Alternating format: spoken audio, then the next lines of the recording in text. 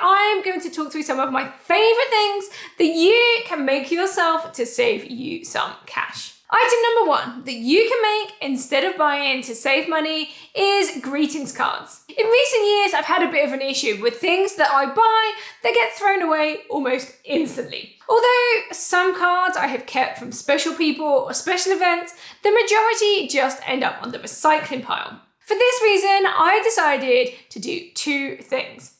One, stop wasting money on them, and two, recycle old resources as much as possible. This led me to make my own cards. People seem to love receiving handmade cards, and if you can get the kids to help too, it's a double win. Shops such as The Works, Poundland and Wilko have lots of cards and decorations for cheap. A few bits and pieces and a bit of time spent researching online and you will be able to make a whole range of cards. Moving on to number 2 on the list, and that's takeaway or restaurant food. Years ago, my husband purchased a book. It was called The Takeaway Secret by Kenny McGovern. In this book, it shows how to get your food to taste like your takeaway favorite. And it is amazing. My husband made me a burger at home that tasted like it was from McDonald's, but better. There's loads of YouTube creators doing the same.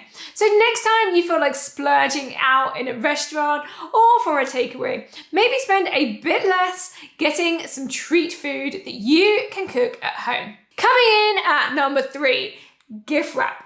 Like greetings cards, this seemed like a massive waste. Even more so than cards. It's literally designed to be thrown away as soon as it is used. This makes it something that I try to avoid using or at least to save money on. There are a couple of ways that you can make gift wrap and save money. First is to buy brown paper or brown paper bags and decorate these yourself.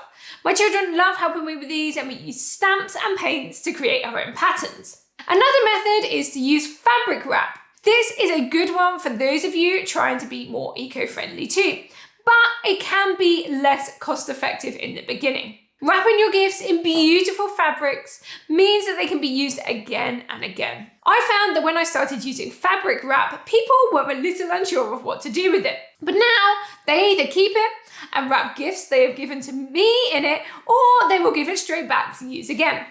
Initially, I thought people would find it weird being given fabric wrapped gifts, but actually it is really well received. The parcels look beautiful and it's nice to have something to reuse rather than something that is thrown straight in the bin. I have built myself up a selection of differently sized wrapping that I can use for family and close friends. It works really well for them and we now share them between us. Going back to food for number 4, we have cling film or tin foil. I stopped buying cling film and foil a long time ago.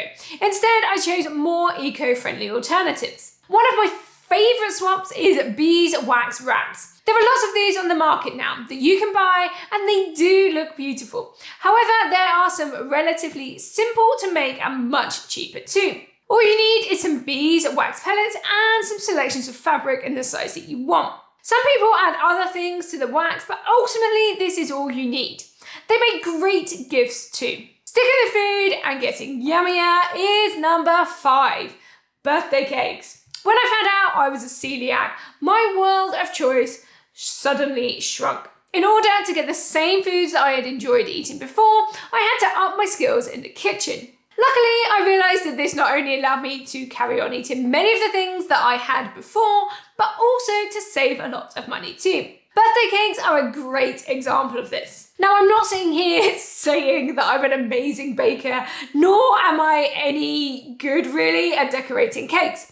But that's what the internet is for.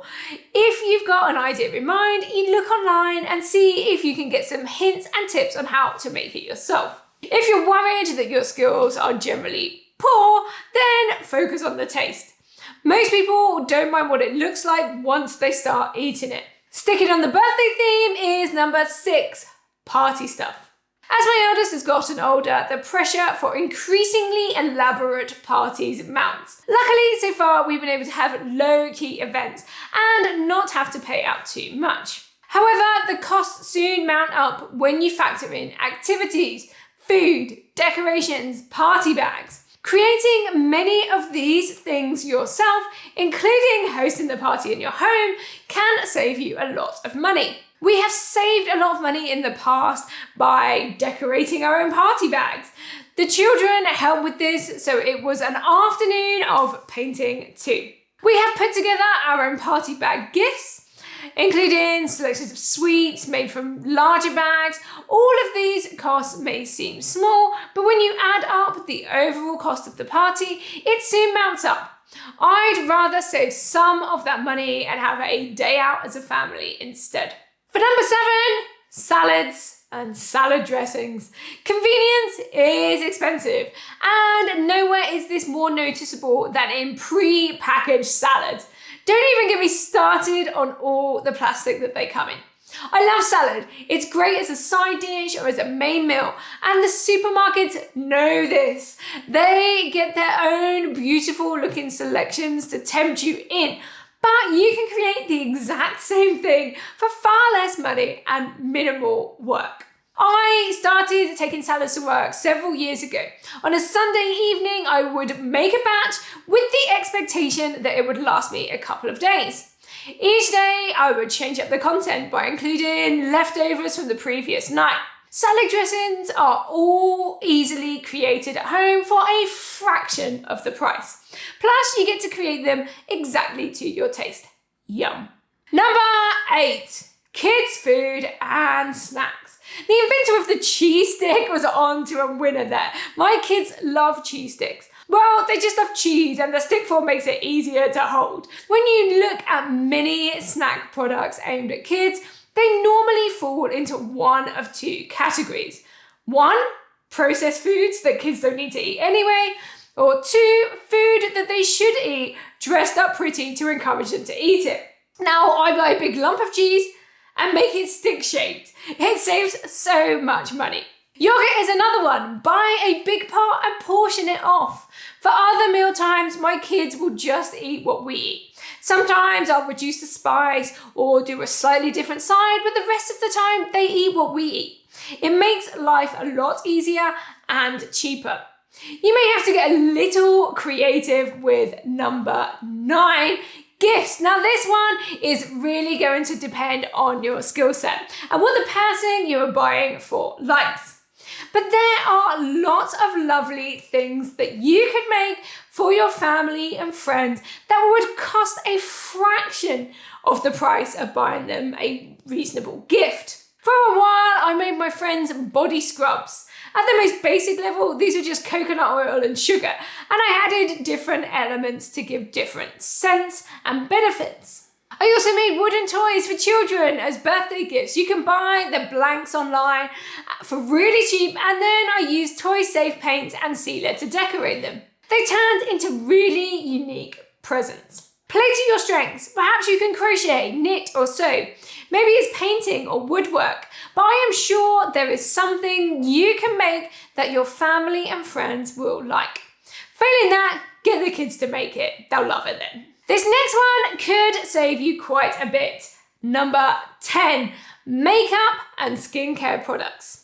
With the growing rise in concern about what goes into and onto our bodies, there is more and more sense in making your own makeup and beauty products. With a relatively small number of ingredients, you can make a good range of products to fulfill your normal regime.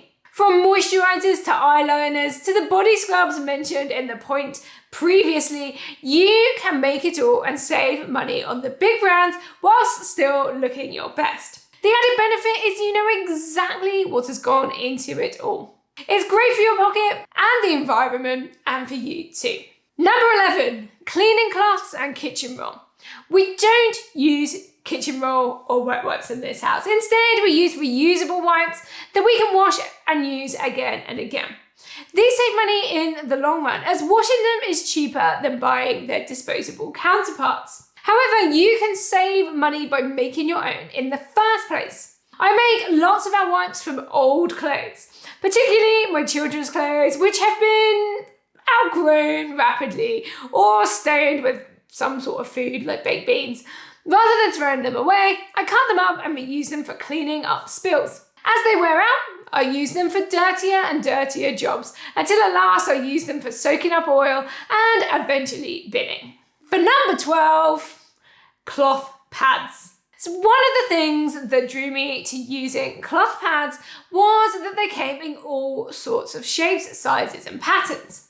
At first I ordered a set, and as much as I love these, I realised I would prefer a slightly different shape. That's when I whipped out my sewing machine and started making my own cloth menstrual pads. My early specimens were far from perfect, but completely functional and so lovely. I started by drawing around a disposable pad whose shape and fit I liked.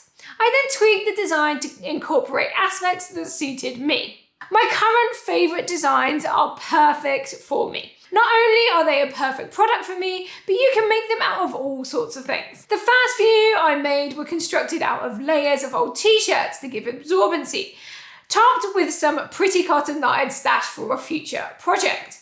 And I think they look great. Check out this video for other ways to save money. Let me know in the comments if you are going to try anything that I have listed in this video, or if you have something you think I should have mentioned. Subscribe for more videos like this, and I hope to see you in the next one. Bye!